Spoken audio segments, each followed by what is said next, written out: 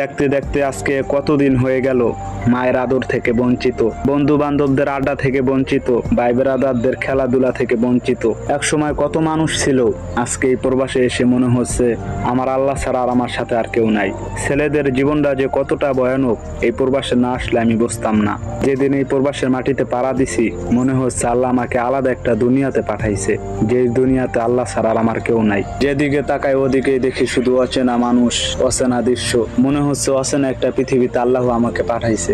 পাসপোর্টটা করলাম নিজের ইচ্ছায়, সবকিছুই করলাম নিজের ইচ্ছায়। বাসায় থেকে যখন বলছিল কিরে বিদেশ যাবি নাকি, আমি সেদিন খুশি মনে বলে দিছিলাম বিদেশ যামু, দেশে আর ভাল লাগে না। কিন্তু বিশ্বাস করেন ভাই, যেদিন টিকিটটা আমার হাতে দিয়ে বলল এই তারিখে তোর ফেলাই, সেদিন আমার মনটা পুরো ভাঙ্গা চুরমার হয়ে গেছিল। সেদিন বাসায় থেকে বের হয়েছিলাম, ওদিনে আমার মনে হয়েছিল মনে হয় আমি সবাইকে ছেড়ে অনেক দূরে চলে যাচ্ছি, কোনোদিনও আর হয়তো বাসায়